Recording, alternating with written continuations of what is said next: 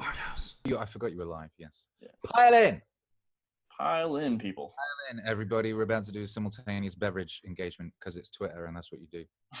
Shout out to the Periscope father, ScottAdams.com, king of Periscope. No, today we're going to be taking a look at the whiteboard. Yeah. You got the coffee, I got the whiteboard. Look at the whiteboard. Between us, we've got half of what we need. Do we have weapons grade persuasion skills though? That is the fucking question. Well, we can pretend we do. And there you go. That works. It works even when you. It works when you don't have them. Yeah. All right. Did it pop up? Come on. Did this little link? There it is. All right. I'm gonna throw a link on that. Like trying to be useful. I was like, shit, I should be a bit more useful. So I've been like utilizing the lo-fi hip hop Reddit community, just like post my shit. But I was like, I should give back a bit. And you've got kids on there asking questions. Like, how do I have a popular single? How do I make my single do well? So I go on there and I explain the concept of systems versus goals and consistency and, you know, just keeping moving and all that and momentum and stuff. Mm-hmm. To this kid who might go completely over his head, or it might register and just fucking save his life. So we shall see. But yeah, I was using a lot of Scott Adams stuff that I learned from Scott Adams just 4 years ago. 4 years, I think it was 4 years ago, Gorilla Mindset and Scott Adams' book about losing your way to success sort of changed the course of my life. It's right. Okay, I thought it was closer, and it would have been cool if I could grab it and like bring it up quickly, but it's in that bookshelf somewhere. What, behind that sheet? What is with that? So, all right, so this was my original idea for this to like make, you know, like the soundproof thing. Like I have this like, there's like a divider underneath that wood thing, right? And I put the sheet over it to make like a noise canceling thing. And my girlfriend's in the other room. She's like, I can hear everything you're saying. It looks like it looks like you're getting married. It is just a bed sheet. Like Sorry, at this point, everyone. It is just a very thick bed sheet. Just in case you have to like jump out the window. Oh yeah. Little parachute right there. Did you see that video of the naked boy escaping Buckingham Palace? Did you ever see that? Yeah, I actually did. And I wasn't sure if it was CG or not. What's that? I wasn't sure if it was CGI or not. Not CGI, because at the time, the police kind of sort of like did this weird denial thing and said, well, no one's filed a report, so da-da-da, and Buckingham Palace said no comment. No one did jump to that. Years later, people tried to start saying, oh, that must have been a special effect or da-da-da-da-da. Yeah. Oh, interesting. And the reporting at the time would suggest not the case. Well, I don't trust the media, so there's that. My default now is just don't trust the media. That's what's great about now is like that seems to be the sort of emerging consensus finally. Yeah, it's not wait for the media, wait for what they have to say. It's just okay. Whatever they're going to say is false until proven true. Yes, exactly. Currently, they're like, if they're saying that, then that must be untrue. So they've probably already started using that in some ways. Yeah, man. That's something to be to keep aware of. Well, I'm gonna start the podcast just so when it's recorded, there's like a actual start, and we'll just throw this in wherever. So this is Arthaus, Akira the Dawn. We're here talking about creativity, musings of life, liberty, the pursuit of happiness, and just living in this joyous, glorious time of 2020. Akira, how are you doing, man? Beautiful day to be alive here at the peak of recorded human civilization, my guy. Whoop! This is the peak of recorded civilization. That is true.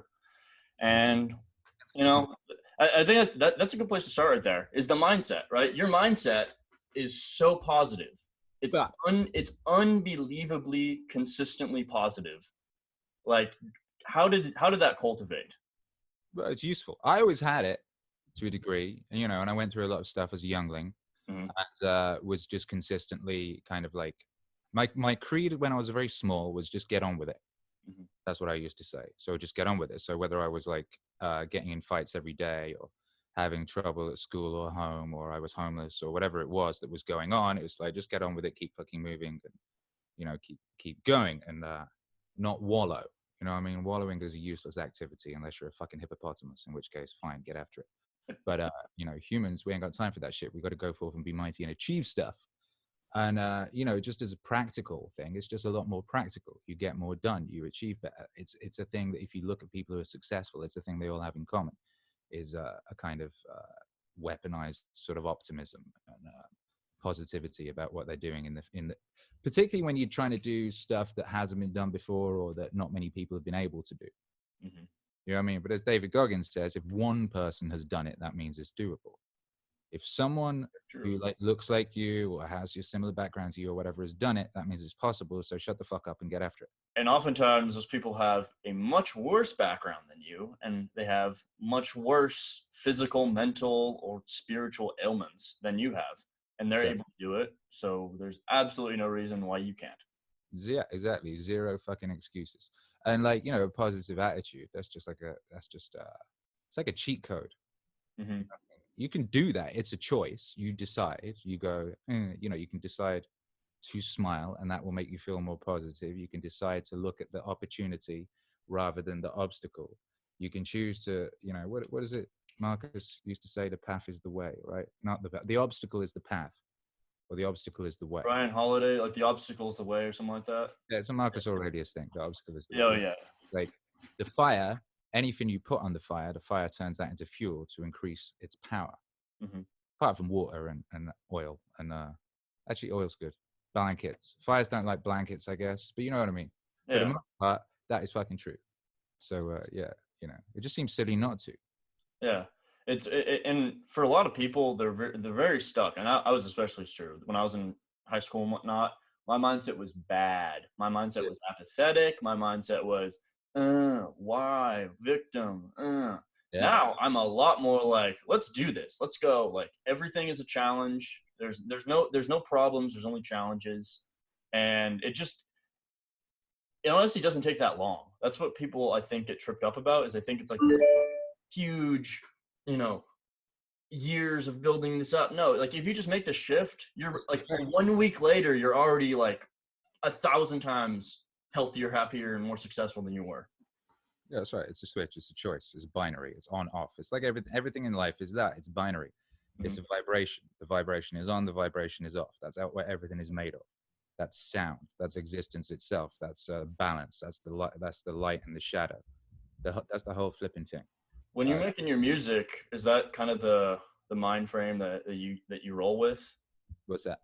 The the binary with the, you have the light, the dark, you have the crescendos, you have the the lower parts. I'm not a music terminology guy, so I'm just bumbling through this myself. But you have like the highs and the lows. And are you when you're crafting a song, when you're making some meaning wave, is there like you talk about getting in the flow state a lot, right? You get in the flow state and you're thinking about, all right, how can we fit in these binaries? How can we make this structure perfect? How can we make this structure one with the universe, in a sense? Yeah, well, what you're trying to do. Well, what you're trying to do as a human, I guess, is be in congruence with your true nature. Mm-hmm. Is one way of putting it. And that's that harmony, And in the context of meaning wave, it's like I'm taking usually someone talking about something and I'm turning that into music, which is weaponizing it into the most persuasive sort of thing that we know of, that people don't really talk about enough in that context. Music is incredibly persuasive, incredibly powerful. You know this if you're a DJ, because you know that there are certain songs that you can just play and they will achieve certain results. So you can make people fight. You can play a couple of records in sequence and people will start punching each other in the face. And it works every time. You can try it yourself. Try being in some kind of situation where there's like more than 6 people and play Anti Up by MOP into DMX Up in Here and see what happens. The same thing. You can make girls start doing weird shit to the floor. You can make people who are kind of like seem to kind of like each other a bit start making out with certain combinations. The bass sound at the beginning of Genuine's Pony, to people who've never heard it before, they all have the same reaction. Women, this is, and they just do a kind of squat, like an instant like ass down thing, and it's just one tiny bit of sound. All works. I've tried it, and people that have never heard it before, people have heard it, you get the same reaction. So anyway, it's you go, okay, you're finding you've got the voice of someone, they're talking about something that's already got a melody in it. Mm-hmm. Everything you say has already got a melody, it's already got a rhythm. like there's that you did the meaning way with Scott Adams, and he always starts his Periscope with that do do do do do do, and you weaponize that, and that was the opening beat. Yeah, and that's your little catchy bit, exactly, and that's like a kind of it's that's a more observable version of that, but everything has that. So what you're really doing is you kind of draw out the truth that's already there, or draw out the harmony that's already there. Because with a harmony situation, a person could be singing one note, then you can play a different note on top of that, and then that makes it different. That can either raise it, lower it, boost it in some fashion. So you can take something that's, a statement that has some power in it, and you can give that a level of harmony that makes people cry by adding a certain harmony to it or whatever. Right. So basically, I think the whole thing is like a DJ set, and it's like the purpose of Meaning Wave is to integrate these ideas into the human, right? There's previously in our evolution as creatures, different people had the answers to different things, and they lived in different places. One guy was on the other side of the world and he'd worked one thing out. Another guy's on the other side, he's worked this thing out. We're suddenly at this point where we all individually have access to the sum wisdom of the ages, potentially. And now the trick is, how do we integrate that in this lifetime into each of us? That seems like a sort of daunting, almost impossible task, particularly with our education system the way it is and what people use, the current broadcast forms for. They've kind of gone the opposite. It's like, try and make people stupider with technology that could turn everybody into a superhuman genius very quickly. Right. So Meaning Wave, the music thing is like, integrate these ideas, concepts, this wisdom of the ages and of the now and what we need going forward, put that into a musical form so it can go into your subconscious and start doing its major work. You can listen to a podcast maybe once or twice, but if I take the best bits out of that podcast and turn them into pop songs, you can listen to them infinity times. There we go. That's what I've noticed with, especially with, JBP Wave is that was like the first big hit with Meaning Wave, right? Yeah. Yeah. I remember, I'll tell this little story. I was on YouTube like 2 years ago, and I was just scrolling, and I was at the gym, and I saw I was listening to Synthwave or like some stuff like that, and I saw JBP Wave, and I was like, huh, that's a cool idea. And then I saw Akira the Dawn, and I was like, holy shit, that's the guy that made that. I used to listen to, you did some stuff way back when with Scroobius Pip. You had a quartet song with him, and ran track records in the garden shed on Percy Street. I don't think back then, and I was just like, oh, and all the memories came flushing back. The guy whose rap you just did, see Lars, I'm talking with him at 2:00. Really? I'm going on his podcast at 2:00, and I've never done his podcast. This will be the first time we've spoke properly since we toured together about 10 years ago. Oh my gosh, what a synchronicity right there. Oh my gosh, jeez. Yeah. Yeah, but I was just remembering that, and then I think you had a couple other ones. I don't know. I don't remember the exact songs. I remember I liked your stuff. It's interesting you're aware of that. What was that? I said, there's tons of stuff, but it's interesting you're aware of that. That's crazy. And so I just went and I clicked on it, and I was like, and the whole time I was thinking of it, I was like, this is great music. I'm loving this, but I was also thinking like, this is the most powerful benevolent weapon that we have right now. Is you take amazing people who say amazing things and you put it to music. And it just blew my mind in that moment. Subbed right there, got reconnected with all your stuff, and nice. The system works. This is Scott Adams. I keep coming back to him at the moment. He's one, the Times call their fourth the speaker. Him and Naval have a lot of useful stuff to contribute to the culture right now. But he doesn't listen to music. Yeah. He put music on. He's like, no, that's just too powerful. That could fuck up your whole day. You know what I mean? You could put the radio on. You don't know what's going to come on. They could put on something that just alters your mood. And so what you would have done, you don't do that because the music shifted your mood in such a fashion you didn't even notice that's what had happened. You know what I mean? You got to be careful. Very careful. Powerful shit. Yeah. And you got to be sure, the playlist that you're playing, if you're just going on shuffle and you're not curating what's in that, you got to be really careful, really, really careful. You're gambling, basically. You know what I mean? You're fucking gambling with your life. Yeah. And that's fine, but you should be aware that you're doing that. Most people don't even consider that. Most people have no idea the power of music because it's not discussed or taught. Not taught at all. I mean, the thing is, the trivium and the quadrivium, music was a very key part of that. But now we've shunned away this classical education for, for the modern, whatever you want to call it. It's not even modern. That's the thing. The thing that we currently have is the thing that was, that was the industrial age thing to create like factory workers. That's like over 100, it's what, 150 years old? Yeah, it's completely useless now. Create compliant factory people. Yeah. And that's fine then, but you don't need that now. Yeah. We need super geniuses now, and we need fucking tons of them, quick. Yeah. God we damn it. We need to be taught how to think, not what to think.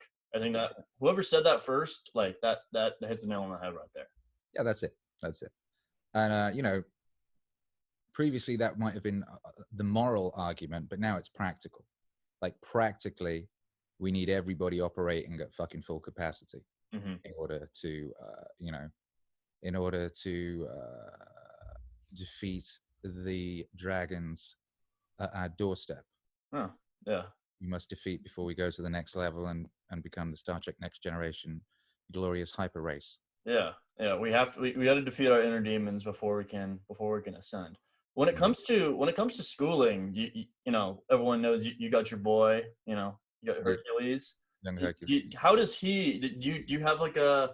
Does he go to private school, public school? Does he have like homeschooled? Okay, so my wife does most of that. She's downstairs right now doing it. He's doing his math.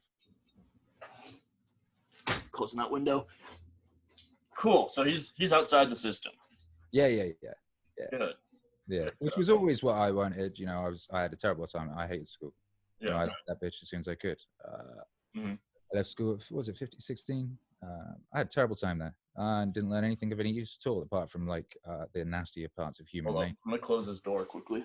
That's so good. But yeah, that was always my desire. But my wife, she enjoyed school, so she saw the benefits there are some benefits. There's some people enjoy school, and there's something for some people there. So what we did was said, okay, we'll let Hercules try and see what happens. It lasted like a week, and she's like, oh, the light is going out in his eyes. Oh shit. You know what I mean? It's just like, quick, get him out there. And it's work to homeschool a child, but the idea in our society we have now that it's like you should basically hand that aspect of your child over to the government is insane, given how crap the government is at pretty much everything. Yeah. We know that. Like, people always go on about roads and shit, but if you looked at a road lately, they're a goddamn mess. You know what I mean? Do you want your child's education to be the same state as the fucking roads? Especially where you are in LA. I mean, yeah, they're crazy. I don't know what they're doing over here. I just what the government does here. They just do weird shit. It's just like this weird social experiment, just to see how much you could wreck a place. Yeah. I mean, that's what it feels like sometimes. You're like, what do they even do? Like, what actually happens? They try and create like opportunities for chaos and horror. Is what they do. I mean, the shit they're doing down in Venice with the shopkeepers who now legally cannot stop people from shoplifting, and they've just got homeless encampments circling their entire shop, and the people just get up when they get up, go in, just take what they want from the shelves and fuck off. And if you try and do anything about it, you get arrested. Some guy went to jail. Wait, that's going on? Yeah, that's been going on for years. Like some poor Korean guy was trying to defend his little store that had one of these things going on. It had a ringed encampment around it, and everyone would just go in every day and steal his shit, and the police wouldn't come. So he got himself a gun and defended himself with a gun, and he went to jail. Clown world. Yeah. Honk flicking honk. Yes. Dude, shit's Clown great. world right there. My studio, before I got yeeted on it because of the Tom Hanks disease, was in downtown Los Angeles. And so I've been down there for 4 years, just watching that crazy Mad Max world. You'd be like, literally one thing I see, I go get coffee. There's a guy, and he's in the middle of the road, just curling off dumps. I don't know how he's got so many dumps in it, but he's got like multiple dumps, and he's curling them off onto a sheet of aluminum foil. And he's poking at him with a stick, right? And it's this crazy guy. I see him a lot. He'd be stood in the middle of the road, pissing into the oncoming traffic and shit, Directly on the other side of the road, he's in the middle of the road. On one side of the road, there's like a fashion photo shoot going on with some sort of like model chick in lingerie walking up and down. And then on the other side of the road, it's a bunch of people queuing to go and buy really expensive Yeezys in the Nice Kicks like shoe store. This fucking crazy world. Middle of road, guy just taking dumps in road, poking it with stick, lingerie on one side, people buying trainers on the other side. And you're just sitting there sipping your coffee, like, yo, this is what. Do you oat milk cappuccino, like a fucking do you thrive in that sort of chaotic environment, or are you like, do you have like an exit plan right now? I Set thrive aside? in any environment, like any human does. That's what humans are good at, right? Yeah. There was a zombie apocalypse tomorrow. I always say this: we'd have the new world figured out within 24 hours. You'd work out what you're good at in that context. Someone else would work out what they're good at. We'd have a bit of a jostle for who's the leader, but we'd work it out pretty quick. Yeah. We'd get after it. That's what humans do. Apart from the little whiny bitch ones, and then they get eaten by zombies, and life is good. You know, whatever. You can find some use for those motherfuckers. That's fine. Yeah, you know, but like, yeah, I'm obviously not going to stay in a city forever. That would be mental. That would be now, you know what I mean? It's like, yeah. So, you know, I'll be looking at other places. There's lots of, the world is large and full of, you know, land. Endless opportunity. Yeah. And it's like, you know, you could go live you could do like Hunter S. Thompson did and get yourself a fortified compound in Colorado, have some fucking peacocks running around the place, so you could go by the beach somewhere. I always like the idea of being on the beach because I love running on the sand barefoot like a goddamn horse. Whoomp, whoomp, you know. Barefoot running is powerful. It is, right? Powerful. It's one of my favorite periods of my life was when I was in Wales preparing to move to America. So we decamped to Wales to save money. And it just ended up being dope because I had a beach right next to me that I could run on barefoot every day. The bit where the water hits the sand, just fucking galloping through that like a goddamn stallion. Just pulling in those energies. Just feeling how long, so you said that you moved to Wales first before you came to the US. When you just, from the period of when you decided to come to the US to when you got enough, you know, when you had to accrue enough funds to do so and then move out, how long was that period where you're just kind of stuck in the UK? It was like 6 months from when we made the decision, 9 months or something like that. It was like, make the decision, then get out of London, get back to Wales, save a bit of money while applying for the visa. You know, you have to convince the American visa people that you are what they call a alien of extraordinary ability, and that you have some specialized skill that other people don't necessarily have, and all this. And you have to spend a lot of money, and you have to get lots of people to write letters saying that you're the shit, and you have to show lots of proof of stuff that you've done and you do that other people can't do, and you have to show people that want to employ you and all that type of thing. So it's a whole, you know, it's a whole big ass process. Really, I should have just gone to the Mexican border and just walked in, innit? Lol. But yeah, so that was like 6 to 9 months running on the beach and just like working on my DJ library and working on mixes and just going to the butcher every morning, pushing my little boy up a hill in a pram at the time. Sometimes pushing him down to see if you'd fall out. You know, it was a beautiful time. It's funny when you look back at the times in your life, some of the ones where it's like, where you're preparing to do the thing. Right. That's the epic period. Got that purpose and that drive, and you're going all in. When I was shooting my last film, Minus Modus, I fell and I was doing a stunt myself.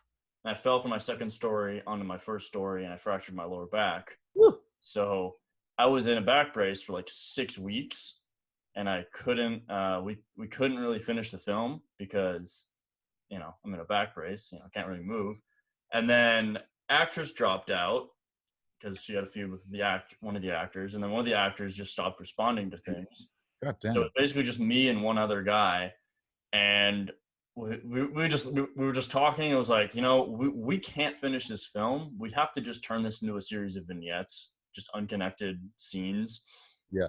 Because there's no plot line here anymore. And then I did that, put it together, released it, and looking back, like, honestly, the film turned out better than if I put it all together. And I learned a lot about, you know, finishing something. You know, because I've had a big issue in my whole life of getting 90% of the way there and then just that's too hard. That's the major key. Yeah, that's the thing that loads of people suffer with. It's one of the things whenever people ask me for advice on music and stuff, it's always like, just make a new thing, finish it, move on to another thing. You have to set deadlines for that. No thing is ever going to be perfect. Like, you tomorrow It's impossible because if I finish a song today and I go, right, that's perfect. Tomorrow I'm a little bit different and it's no longer perfect because I'm different. And I always, if I write something the day before, if it's a story, a poem, piece of copy, screenwriting, anything like that, look at it the next day, I find 50 flaws with it immediately. Yeah, because you're different and there's no way of getting around that. So you just have to stop. No, who is it? Was it? I don't know who said it. Someone said, no art is finished, it is abandoned. You just have to put in, abandonment points and just stop and move on to the next. And you have to do that. And the more frequently you do that, the best, because each thing you do, you learn something. Mm-hmm. So rather than say, spend 7 days making one song, make one song every 7 days, you'll be in a much better position at the end of the 7 days. Exactly. Especially if you're starting out, because you might see Kanye and be like, I want to take 9 months and make this super dank, extremely deep album. It's like, you haven't even made your first single yet. And he's not doing that anyway. It's like, how many songs were on Yandy? It was like hundreds of tracks. 9 maybe? Like on Jesus is King? Yeah, well, ended up on Jesus is King, but then we're in the process because so much of that got leaked. It's like 100. Oh, that's right. Yeah. To get to that final thing, it was still a ton of music being made, and that's just the music that was leaked that we know about, let alone the stuff that's been worked on in studios, all the song ideas, beat ideas, all that type of thing. Yeah. I mean, yeah, just being prolific is key. Being prolific is consistency. It's consistency over everything. You just keep doing it. You got to keep, and every time you do it, that's another shot at bat. And obviously with that blends with your growth as well, because the more you do something, obviously you get better, but also it ties in well with social media too, because if you're putting out something every 7 days, right, you're going to have a lot more activity, a lot more engagement, a lot more followers, a lot more eyeballs on your work than if you put one out every month or every 2 months. It's also like this pressure that people put on the individual things. Yeah. So I was trying to say to this kid earlier, it's like, if you're just focusing on the one single, you're going to be unhappy because that single's never going to do as well as you really want it to. Mm-hmm. Even Michael Jackson would get upset because his shit was #1 for 3 weeks, not 9. Right. You're never going to be happy with it. So the system needs to be just releasing in that context, whether it's music, the system needs to be releasing music, not focusing on one piece of music. So every time you release, that's a victory. And every time you release, you're getting a bit better and your audience is building and you're learning something and that momentum is being created. And momentum is always there, but it's only ever going in one direction. When did Meaning Wave catch so much momentum where you're like, all right, I got to put all my energy into growing this? When did that hit? Well, I was doing lots of different type of stuff. I stopped doing rapping. I paused the rapping because I wanted to make this third album, and I was like, I'd made the first 2 albums. The first one was basically about being a kid. Second one was sort of becoming an adult and interfacing with the world type thing. But I wasn't smart enough yet to make the third one. I realized I wasn't wise enough yet at that point. I hadn't had a kid yet or that. So I was like, all right, I'm going to pause rapping and I'm going to focus on making instrumental music and learning and building the wisdom I need to make that third album and actually have it be useful. So then I was doing things like sampling little bits of people talking and stuff on tracks. Like in the same week, I put out a track that sampled Grand Theft Auto San Andreas, Smokey, Get After, Follow the Damn Train, Jordan Peterson talking about being a plumber, and someone off a Welsh radio TV station talking about the concept of Hiraeth, which is a kind of nostalgia for a place that you used to know. Mm-hmm. And out of those 3 songs, by far the Peterson one did the best, and people really loved that, and people really were, finding it useful, and it was just generating lots of people writing to me saying, this is great, whatever. And that week I heard James Altucher on a podcast say, quadruple down on what's working. So I said, okay, this is what's working. I'm going to quadruple on this. So I'm just going to go down on this. And the more of that stuff I was doing, the better it was. And then I was just like, all right, now what if I just went hyper productive?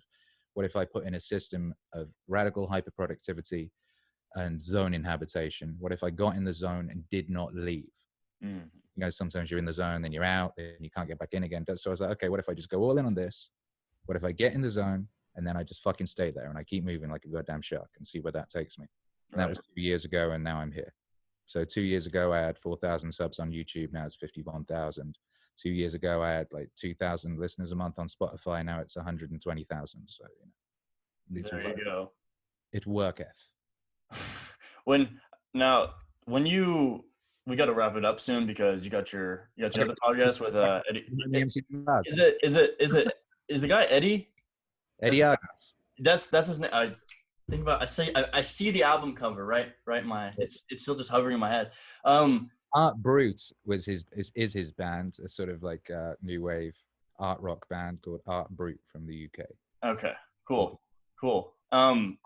When it comes to Peterson, right? He's been you're a very big fan of Jordan Peterson and whatnot, and you had an interview with him actually, and throw it up on his channel. What was that like? What was going through your head when you got reached out and you got that thing connected and you realized that you're going to be talking to Jordan Peterson? We've been talking for a while, like on email. Oh, okay. We've been emailing each other from the very early. He retweeted the first JBP wave like a day after it came out or something. Actually, he retweeted a video of me working on it like the day before it came out. I think his daughter had seen it and sent it to him. Then I just wrote to him and was like, I wanted to make an album. I was like, I want to make an album. What do you think? And he's like, yeah, this is all very strange to me, but I like what you're doing. I think he's like, this is very surreal, but weirdly it's good. He was surprised. He was kind of just thought it was surreal that it was actually good, but also what it was. It was just very odd. Sounds like a lot. Yeah, then he hit me up and was like, oh, do you want to come on the podcast, bucko? Like, all right. And then what surprised me about it, I guess, at the time was just how easy it was and how nice it was. And it just sort of went by in a flash. And it was like, it was just nice and easy. It wasn't awkward. Sometimes these things are awkward. It wasn't in any way awkward. You can feel it peering right into your soul through the webcam.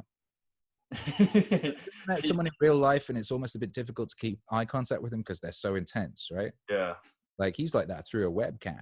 He's got that forward lean like this. Yeah. Yeah. Exactly. And it's looking right into your fucking like, you could imagine trying to tell a lie to that man, you know what I mean? He'd say hell off. Your nose would physically start coming out your fucking face like that. Like, wonder why he talks about Pinocchio so much. Right? Exactly. That shit real. So yeah, it was cool, man. It was beautiful. It was an honor, and we'll do it again. We'll be doing it again. Beautiful. Yeah. When he comes back out of his the belly of this whale, and he pops back out the Lazarus pit with a fucking cape and a fireball.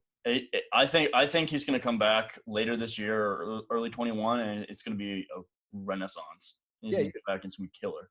He is. The fucking, the story, the heroic journey, the hero's journey. You know how that goes. Of course.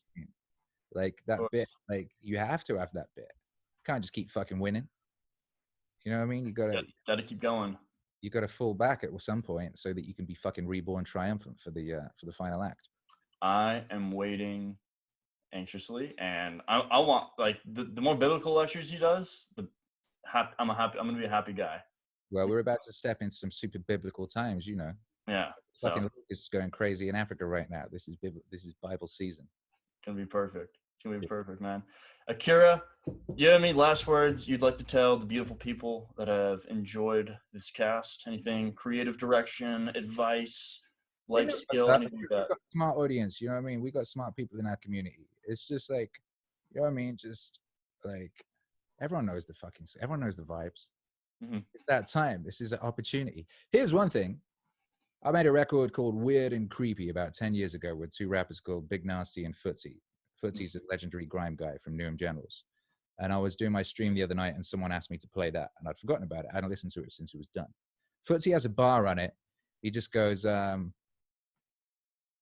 not joining a bread line. I laugh when recession is the headline. I go hard. I get mine.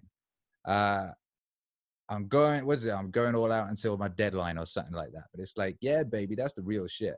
Fucking laugh when recession is the headline. Times like these is the opportunity for bad motherfuckers to go forth, be mighty, and fucking really get it. Yeah. This is the time. This is when the new world is forged. Right now, we're building a new world on the ashes of the old. It's the most epic period to be alive in recorded human history. I say recorded because I don't know what those fucking Atlanteans were up to. I don't know what was going on with those motherfuckers, but I do know about right now. And right now is the biggest opportunity I've seen in my lifetime, and I've been paying attention for a while. You know what I mean? So like, yeah, go forth and be mighty, you bad motherfucker Q. Boom. There we go. Akira to the Dawn, ladies and gentlemen. And we'll Yeah. see you all tomorrow. Talk to you guys soon. This is Arthaus. Splash. Great stream, man. That was probably the best cast I've had. You doing this every day now then? Yeah. You uploading these anywhere else after, or is it just on Periscope? It's Gumroad. Putting them all, the records on Gumroad. I'm trying something new. I'm trying pay what you want. Cool. Isn't that what Sam Hyde's doing? Or no, his is $5, isn't it? Yeah. I was thinking pay what you want because like I'm not that big of a draw myself, but people like you, like everyone that I've had on my network is pretty freaking good. So I'm thinking, okay, if people want to come in and they want to listen for free and just leave after, totally cool. It's just like YouTube. But that way, like it's more centralized in terms of getting paid, because if somebody comes in, he's like, hey, that's cool, I want to listen to the next one, drop $2 right there. I don't have to worry about like a funnel with like, okay, do they have to go to the Patreon and the description and yada yada, do that as well? Yeah. But, yeah, I do it with some of my Bandcamp stuff. And when anything I put on Bandcamp that's like for example, I've been in some compilation records recently that's like tying together people talking on certain themes. Mm-hmm. Like I did a Don't Panic, Listen to Meaning Wave sort of songs to help people who were being a bit anxious a few weeks ago type thing. And I put those up at $0, but you could pay if you wanted. And those actually made more than ones I was charging $7 for. Yeah, I think there's want to pay. I think that's gonna be I'm writing down everything that's going on right now because my growth has been insane. Yeah, I'm at 520 subscribers. I've had this thing up for less than 2 weeks. You're doing it every day, right? You know yeah. I'm saying the same thing on these streams on my channel. It's like people joining the channel memberships thing on YouTube and Patreon, because I'm just doing a stream every day. It's like fucking every day new people come in every day, and more people join the tribe, and it becomes more of a habit with people and things of that nature. Yeah. The comics industry has been an interesting thing to watch. They've just fucking died. They were dying anyway. They got ideologically infected in 2013. I saw. Yeah. You know about that shit. And now they're just collapsing. It took a couple of weeks and they just all collapsed. And all that habit that people had of going to the comic shop and buying new comics has been destroyed. And it's been replaced with other stuff. Those people who that was their habit, they've developed new habits now. So that thing is fucking screwed. But this is an opportunity to create fucking habits in people with what you're doing. That's obviously what you're doing. Yeah. Well, and that's what I was talking to my mentor, and he was like, don't do these 2-hour casts twice a week. Do a 25 to 35 minute cast every single day, roughly the same time. And just build that brand, put it in people's faces constantly. And at first I was like, no, because I kind of like just having a conversation and just going off. But he's like, trust me, just do it for a bit and you'll be fine. And now, like, the growth has hit the point so quickly where every weekend now I'm doing a super cast, which is basically just a 2-hour, having fun talk. And then the people that, if you want to get the supercast, you just pay $5 a month minimum. And then that way, like, the return on investment's there, and I still get to have some fun with the long cast. That's epic. All right, I'm going to have to go do this Lars one. I could happily chat with you all day, but I'm going to go talk to your boy MC Lars. I was going to say, if you want to, like, take